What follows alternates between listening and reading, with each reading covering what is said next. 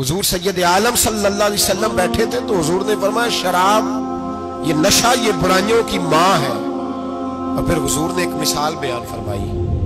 नबी रहमत अलैहिस्सलाम ने फरमाया बनी इसराइल का एक वाकया है। एक खूबसूरत जवान था, एक औरत का दिल आ गया उस पर। ये याद रख लें, हम लड़कों को मना करते रहते हैं, लेकिन हमें घर की बच्चियों पर भी तवज्जो देनी होगी, हमें उनके खून पर भी निगरानी करनी होगी। औरत का दिल आ गया तो नबी पाक अलैहिस्सलातु सलाम फरमाते उसने कोई बहाना लगाया, किसी को कहा कि उस नौजवान को बुला के लाओ, उसको कहो कि हमने कोई गवाही लेनी है तुझसे। वो नौजवान आया, एक कमरे में दाखिल हुआ तो अगले कमरे में ले गए, वहां दाखिल हुआ तो उससे अगले कमरे में ले गई, वो दाखिल हुआ तो इसी तरह 7 मुकफ्फल कमरों में ले गई।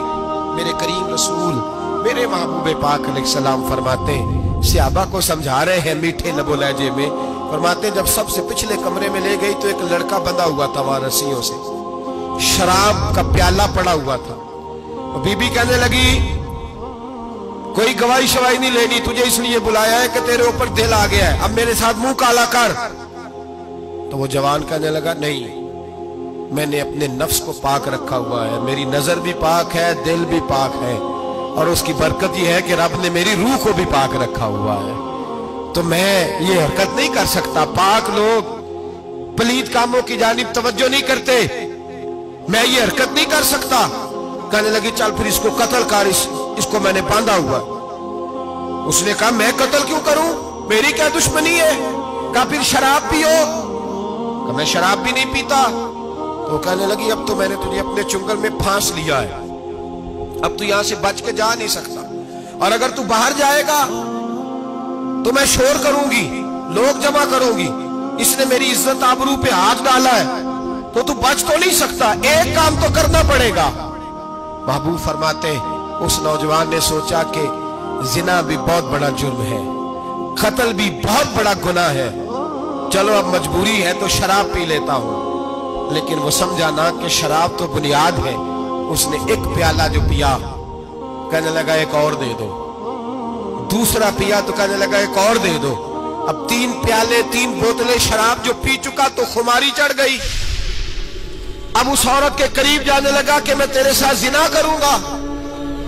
उसने कहा जब तक मैं करीब नहीं आने दूंगी जब तक तू इसे कत्ल न करे। उसने उसे कत्ल भी किया, जिना भी किया। तो महबूब फरमाने लगे ये कत्ल और जिना जो हुआ है तो ये शराब की वजह से हुआ है। गोया शराब वो जुर्म है जो कत्ल भी कराएगी, जो जिना भी कराएगी। और अगर आप नशई को देखें, अगर आप शराबी को देखें, तो क्या वो डकैतियां नहीं करता फिरता, वो चोरियां नहीं करता, वो अपनी ही माँ का जेवर नहीं बेच आता, वो अपनी ही बहन का पड़ा हुआ जहेज नहीं बेच आता, वो अपने ही घर में डाके नहीं डालता, वो अल्लाह के घर मस्जिद में आकर के चोरी नहीं करता। वो सिर्फ इसलिए करता है कि ये नशा, ये शराब, ये माँ है गुनाहों की, ये जड़ है।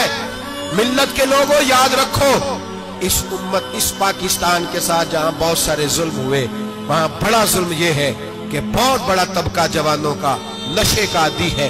वो नशा इन्हें इश्क मजाजी और औरतों के इश्क की जानिब ला रहा है। वो नशा चोरियां करा रहा है, कत्ल करा रहा है, डकैतियां करा रहा है। बहुत बड़े जालिमों ने बहुत बड़े हाउस बनाए हुए हैं जिनके अंदर शराब फराम की जाती है, नशा दिया जाता है। मैंने तो ऐसे ऐसे लफ्ज सुने कि इलेक्शन के दिनों में वोट लेने की खातर सियासतदान इन्हें नशा फराम करते हैं, इन्हें बांध के रखते हैं, रोज तुम्हें पुड़िया मिलेगी, वोट हमें डालना। इतना जुल्म, इतनी ज्यादती, इतना जबर, एक इंसान के साथ खेलना। लौट आओ, पकड़ो इनका दामन, अपने घरों को बचाओ, अपने दोस्तों को बचाओ। जागो जागो उम्मत के लोगों, जागो। मेरे नबी पाक सल्लल्लाहु अलैहि वसल्लम के कलमा गो लोगों को बचाओ। इन पर अगर सख्ती करनी पड़ती है तो करो, प्यार करना पड़ता है तो करो, मेहनत करो, जद्दोजहद करो।